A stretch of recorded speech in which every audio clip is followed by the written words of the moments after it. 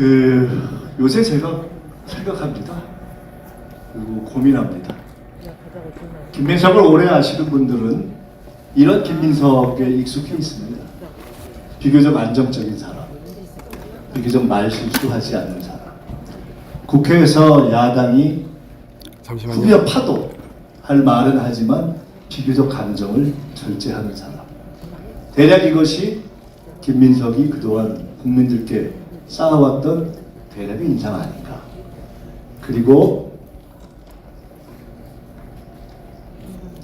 어쩌면 지난 1년간 총리로서 대통령님의 국정을 보좌하면서 저 사람은 말을 못하는 사람이 아니야? 라고 생각하실 만큼 말을 절제해왔던 사람. 대략 이 정도의 인상이 있었던 거 사실 아닙니까? 근데 제가 요새 화가 납니다. 그리고 때로는 눈물이 납니다. 제가 사실 조금 전에 여기 앉아서도 눈물을 닦았습니다. 왜 제가 이 화가 나고 눈물이 날까를 요새 고민합니다. 가라앉혀야지. 이 생각을 합니다. 최소한 오늘까지는 가라앉혀야지. 제가 계속 저를 다지고 있습니다. 어제 광주에 와서 저녁에 상무찌개를 이렇게 하다가 너무 목이 타서 생각을 하다가 편의점에 들어갔는데 주인 아주머니가 나가는 저를 보고 혹시 누구냐고 나와서 함께 사진을 찍으시면서 이렇게 말씀하셨습니다. 당이 대통령님을 조금만 더 도와드렸으면 그리고 광주 사람은 다 합니다. 이렇게 말씀하시는 거예요. 울컥하더라고요. 우리에게 다 꿈이 있습니다. 결국 정치인은 이재명 대통령님의 말씀처럼 국민의 도구입니다. 우리가 꾸는 꿈을 이재명도 꾸고 있습니다. 그리고 저는 그 꿈을 지난 몇 년 동안 곁에서 지켜봤습니다. 그래서 압니다. 그리고 그 꿈은 이재명만의 꿈이 아니라 김민석의 꿈이기도 하고 여기 계신 모든 분의 꿈이라는 것을 압니다. 너무 절박하다는 것도 압니다.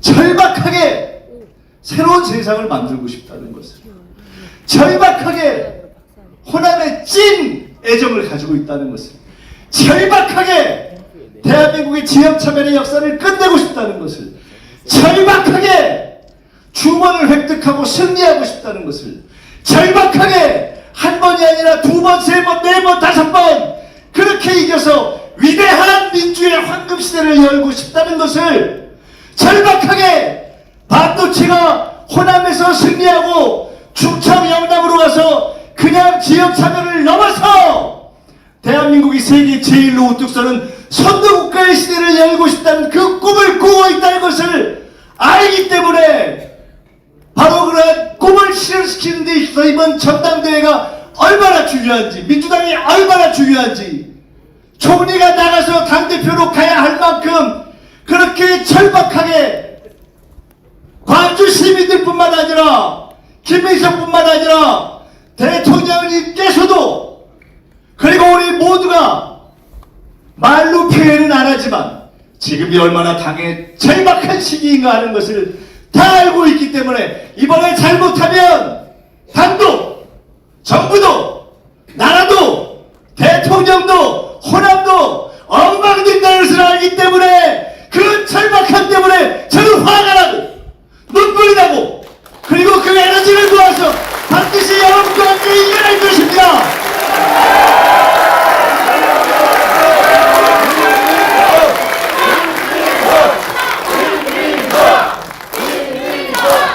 화를 가라앉히고 미래의 이야기부터 해보겠습니다. 우리가 꾸는 꿈이 있습니다. 저는 8월 18일 당대표가 되면 제일 먼저 5개의 기구를 출범시킬 것입니다. 그 중에 1호 기구는 3대 메가 프로젝트와 지방성장 지원 기구입니다. 이재명 대통령께서 남아있는 임기 4년 대통령이 직접 기획하고 집행하고 실행해서 4년 동안 흔들리지 않는 메가 프로젝트의 성과를 만드는데 올인하겠다 이렇게 이미 말씀하셨습니다. 총리한테 시킨다?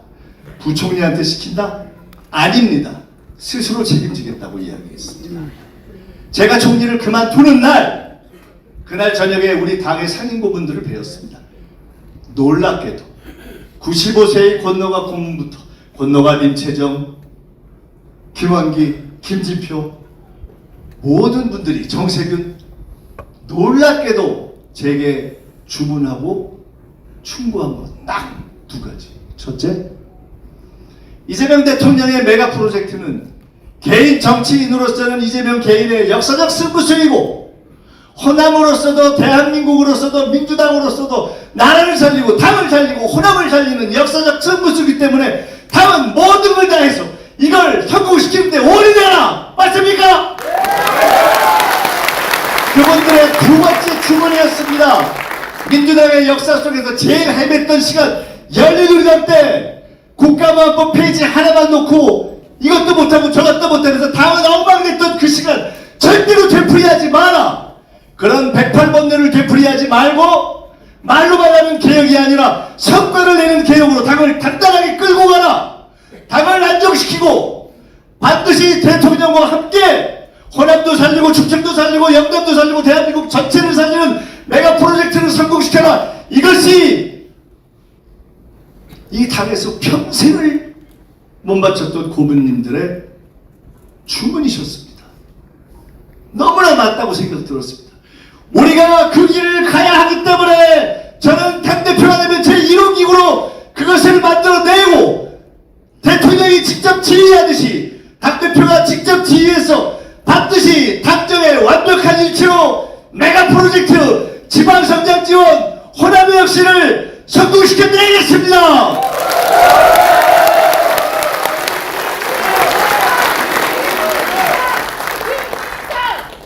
대통령께서 정부 부처의 모든 업무 보고를 국민 앞에 공개하고 생중계합니다. 당도 그렇게 돼야 합니다. 의총 생중계보다 100배 중요한 것 당의 공개입니다. 민주당은 어마어마하게 큰 당입니다. 어마어마하게 오래된 당입니다. 어마어마하게 재산이 많은 당입니다. 국민으로부터 어마어마하게 지원받은 당입니다. 당비도 어마어마하게 많습니다. 500억 이상이 써졌습니다. 이 당의 총무국부터 조직국, 청년국까지, 이 당의 청년위원회부터 여성위원회까지, 이 당의 을지로 특위부터 기후특위까지 모든 기구들이 어떻게 일하고 있는지, 우리 당원과 국민이 원하는 대로 제대로 하고 있는지, 잘 준비하고 있는지, 다음 보선과 총선을 승리할 준비를 하고 있는지, 정권 재창출을 할 생각을 하고 있는지, 청년들과 대화할 준비를 하고 있는지 정부가 공개하듯이 저는 전 당의 부처를 업무 보고를 직접 받으면서 당원과 국민들에게 공개하고 민주당에게 무서운 혁신의 바람을 일으키겠습니다.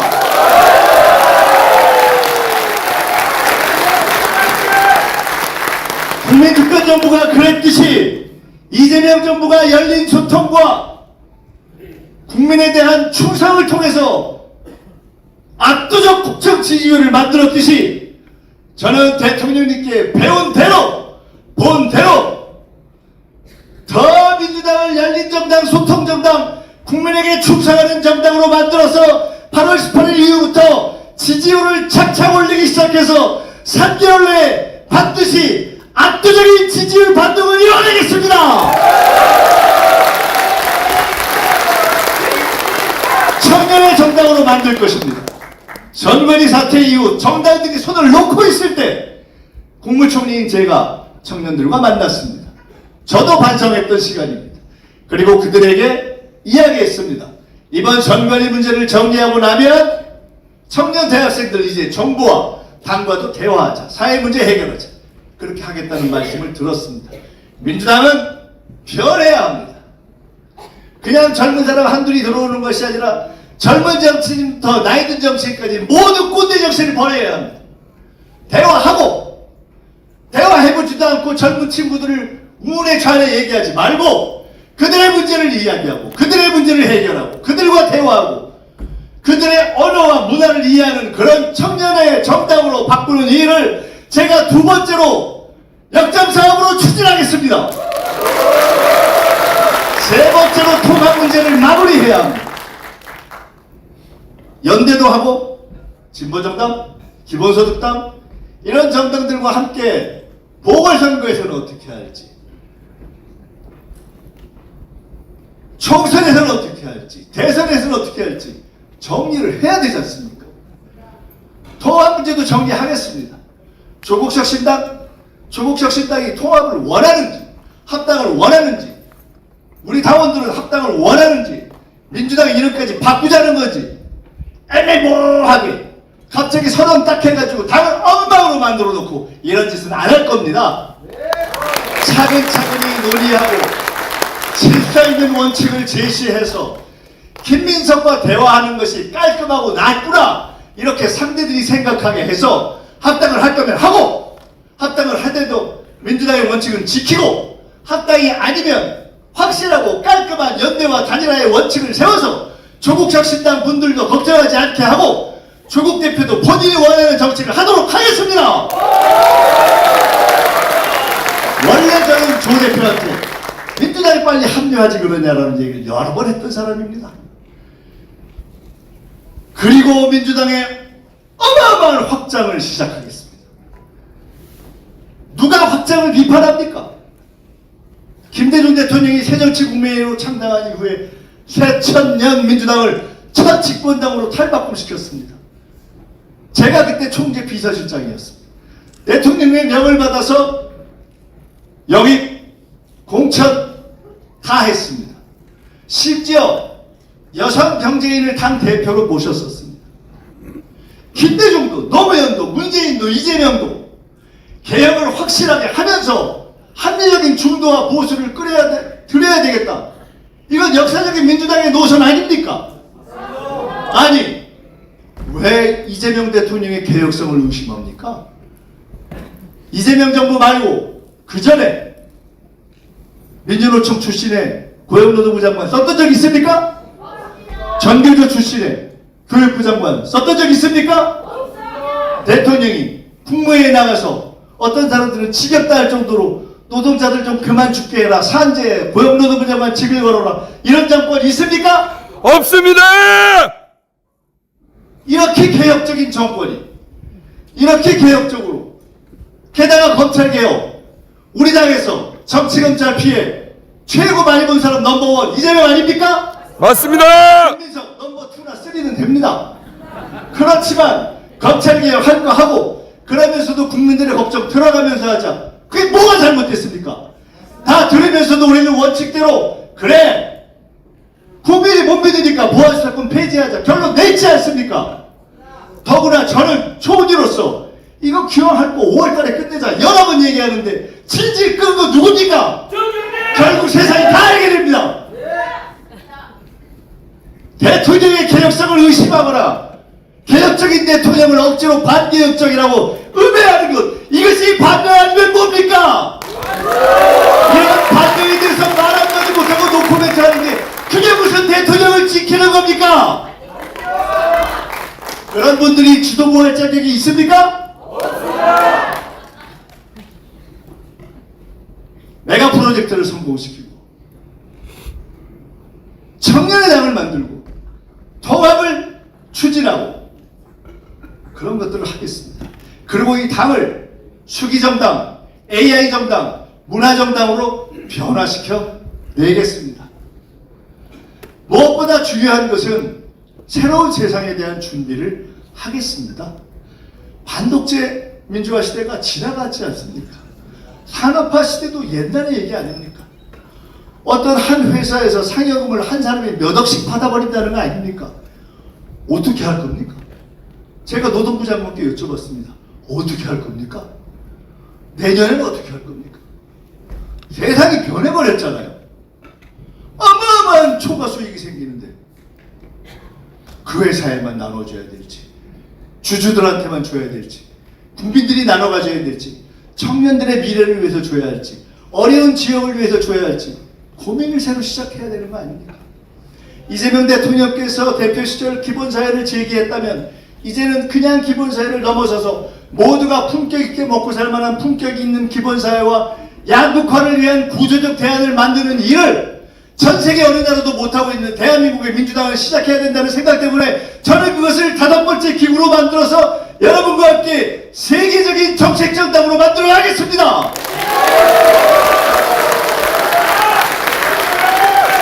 공천 문제도 깔끔하게 대안을 찾겠습니다. 공천은 한편으로는 경선하되 또 한편으로는 검증하는 것입니다. 경선하시오 맡겨만 두면 잘못하면 엉망됩니다. 왜? 잘못된 사람들, 남의 당만 하던 사람들, 민주주의 광장에 한 번도 안 나왔다는 사람들, 하자 많은 사람들, 그냥 몇백 명 끌고 왔다고 무조건 다 경선시키면 그게 진정한 민주주의입니까? 당에는 검증과 경선의 두 원리가 다 작동해야 합니다. 듣겠습니다. 모으겠습니다. 다양한 실패 사례, 문제 사례도 모으고 그 중에 오해가 있다면 해결하고 그렇게 해서 8월 18일부터 올 연말까지 시스템 공천에 대한 충분한 논의와 수기를 통해서 적어도 민주당이 다음 2년 후 총선에서는 공천받고 일관성이 없다, 원칙이 없다, 기술적으로 잘못됐다는 얘기가 안 되도록 떳떳하고 투명한 공천을 하는 민주당을 만들어내겠습니다.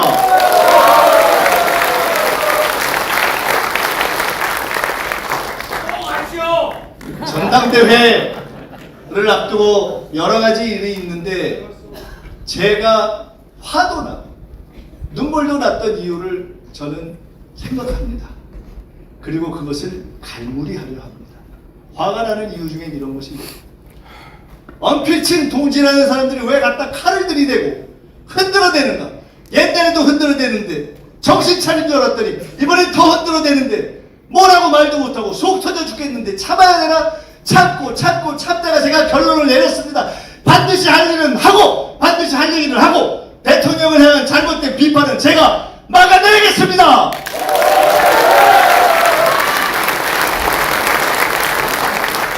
당을 위해서 우리가 극복해야 될 많은 잘못된 문제들 중에 이러저러한 쉽지 않은 문제들이 있는데 제가 개헌 문제를 제기할 때 너 또라이냐? 증거 내놔라.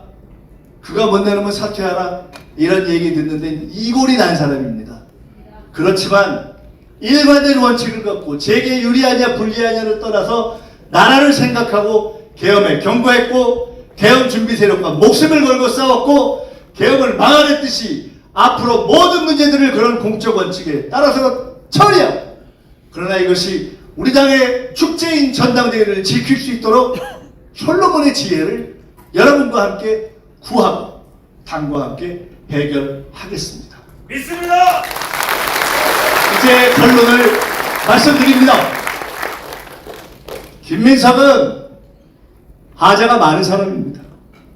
오죽하면 18년을 야인으로 지냈겠습니까? 김민석은 이재명 대통령처럼 잡초처럼 그렇게 어려운 집에서 태어나지도 않았습니다. 시장 통해서 태어나서 그렇게 부유한 적은 없지만 먹고는 살았습니다. 좋은 대학도 나왔습니다. 정치적인 실수도 해봤습니다. 그러나 김민석이 지난 18년 야인 시절을 지나면서도 한 번도 놓지 않았던 것! 그것은 민주당에 대한 누구에게도 양보할 수 없는 사랑입니다. 그리고 우리 대한민국을 반드시 우뚝선 선두국가로 세우겠다는 절대로 놓칠 수 없는 정치인으로서의 꿈입니다. 그리고 지난 몇 년 동안 지켜보면서 반드시 위대한 대통령으로 만들어내고 싶은 이재명 대통령에 대한 절대로 놓을 수 없는 의리와 그를 대통령으로 성공시켜야 되겠다는 사명감을 절대로 놓을 수 없기 때문에 김민석은 제 모든 것을 걸고 당대표로 승리하고 당대표로 성공하고 이재명 정부를 성공시키고 이재명 대통령을 성공시킬 것입니다. 이제 우리의 꿈으로 돌아갑시다. 우리에겐 꿈이 있습니다. 우리 모두가 말은 안 하지만 우리도 모르게 가지고 있는 꿈. 인도의 시성 타고르가 100여 년 전에 언젠가 동방의 저 작은 나라에 촛불이 켜지는 날 세계가 그 나라를 우러러 볼 것이다. 놀라운 천재의 영감으로 이야기했던 그 나라에 촛불이 켜졌고 그 촛불이 켜진 대한민국을 세계는 K민주주의라고 부르고 세계는 그 나라의 노래하는 법, 춤추는 법, 말하는 법, 그 나라의 언어를 K컬처라고 부르기 시작했습니다. 이제 처음으로 우리가 세계에서 1등이 나기 시작했습니다. 반도체, 문화, AI, 민주주의. 이제 그것을 뛰어넘어서 20년 후 해방 100년까지는 전 드라마를 좋아하거든요. 미스터 선샤인 기억나시나요? 네. 야, 제국주의 시대에는 연애도 마음대로 못했구나. 애인도 뺏겼구나. 너무 분노가 튀기죠. 이제 대한민국에 태어난 우리의 후손들은 대한민국 사람이라는 것 때문에 마치 선진국의 청년들이 그랬듯이 나 대한민국 사람이야 라고 떳떳하게 대우받을 수 있는 그러한 대한민국을 해방 100년, 20년 후까지 만들어내고 민주당 30년, 창당 100년까지 만들어내는 그러한 민주의 황금시대를 만들어내는 꿈이 이재명 정부부터 시작될 수 있는데 이재명을 성공시켜 민주당을 성공시켜서 민주주의의 황금시대, 민주당의 황금시대, 대한민국의 황금시대를 열고 약, 무, 호, 남, 시, 무, 국가 호남이 없으면 나라가 없다는 것이 조선시대에는 외장을 물리치는 거였지만 독재시대에는 민주주의를 지키는 것이었지만 이제부터 이재명의 메가 프로젝트와 함께 우리 광주 전남은 민주당은 호남은 세계 최고의 선진산업 혁신지역으로 우리가 우뚝 서는 혁신의 탈바꿈을 시작합시다.